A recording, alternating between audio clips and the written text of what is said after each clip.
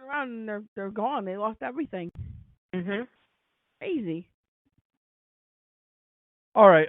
I know your time is precious. So, what inspired you to to do this as a career, and what is what benefit do you have of going around touring and everything? Everybody has their own reasons behind it. Mhm. I guess what inspired me to do it as a career, I like I said at that photo shoot when I wrote the songs, I think if I were just singing and rapping, especially if I was singing and maybe doing cover songs, I wouldn't do it as a career. When I was the songwriting is really what drew me to the music, and because initially I was supposed to write those songs, and that producer, he was a major producer. He was gonna have me reference the vocals and submit it for placement for Jasmine Sullivan. Like she's an awesome singer. I love her voice. So I was happy about that. And then I went home and I wrote the songs, and it was like I want to do my own songs. So that's what really inspired me, just the songwriting of it and feeling like, hey, these are my words and my actions and my life, and it's going to become my livelihood if I can, make a career out of it. So just being able to express myself and have people be able to relate to it, and for it to be so impactful, I think that's the real reason. Like, as far as touring, I love singing, I love dancing. Like, when I was younger, I always, in the house, like, they were telling me, my sisters, we were like, Mommy, will you tell her to shut up? Because I was always around the house singing and dancing and just doing stupid stuff and just making noise. So the entertainment factor was always there.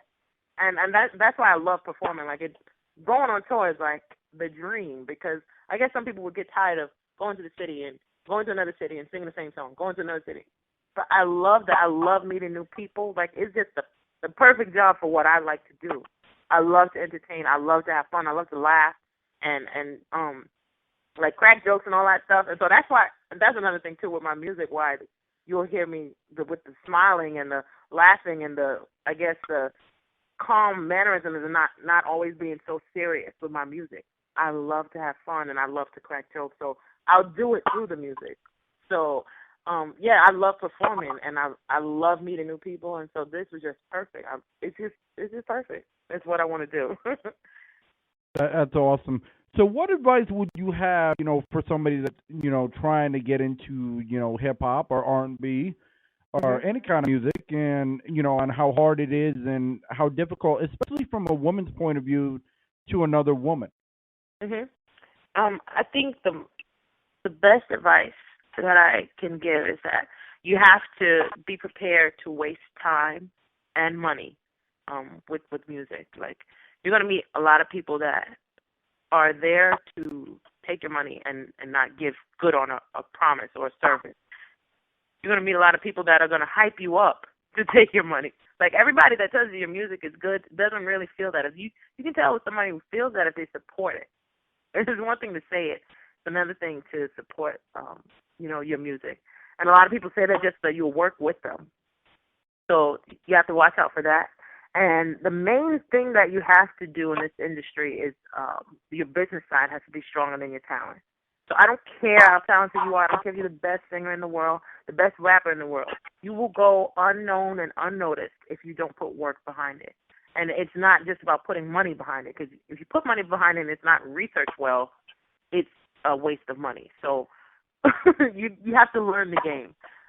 Definitely, like, read all the articles and everything that you can find on the business, the books. There's so many things I want to say. Connect with the people too. Let me say that first. Your fans come first. They're going to support you through this whole journey, whether you stick to it or not. They're going to tell you what songs they like, what songs they don't like. Don't expect them to like. Don't expect them to like every song. They won't. Especially if you do, sing and rap and do all this stuff. Even if you do the same genre, they might get tired of a certain sound. They might want you to try something different.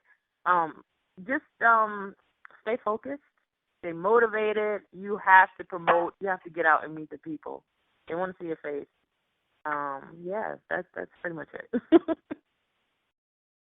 All right, and do you have any, funny stories to share with anybody?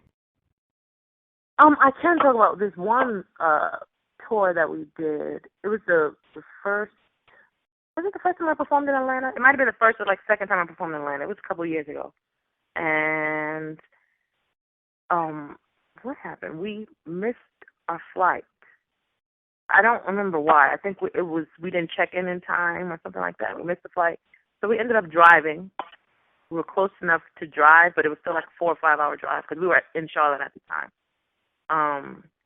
We ended up driving. Something happened with the rental. It was horrible. Okay, this is the worst travel experience in life. Something happened with the hotel, and I had to change in the bathroom. It was really bad.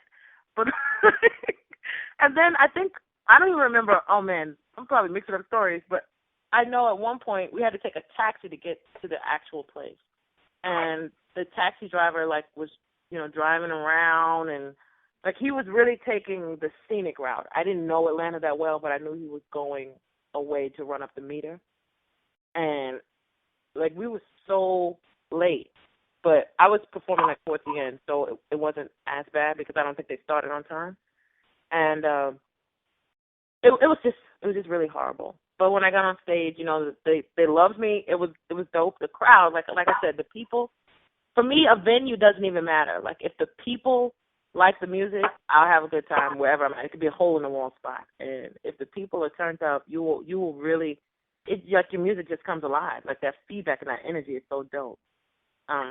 So yeah, it was a really bummy, messed up travel situation, and learned the hard way on that. All right. So if you could perform with anybody out there today, who would it be? Mm-hmm. And who would you perform with anybody that's not out there today? Let's see. I have a top 5 list of who I'd like to work with, and in no particular order. It's Joel Ortiz, J. Cole, Jasmine Sullivan, Lauryn Hill, and Little Kim. And yeah, that's my top 5. John Legend too. He's not in the top 5, but he's really dope. Oh, he's an honorable mention then. Yeah. All right. Well, I mean, we really appreciated, the time and everything, and the fact that you're featured. We'll try to, get you on, as long as we can. But we also realize that it's the weekend. I'm sure you got everything lined up and everything. But yes. being a, smaller, station or whatever, the building, what are the chances, if any at all, that we could get an autographed copy of your CD, not to sell to anybody, but just to have as the kind of, okay, this is our Grammys, we're never going to win an award? No, that's fine. We can make that happen very easily. You can just send an email with the address and everything. We'll make that happen. Well, we appreciate it. But thank you for your time.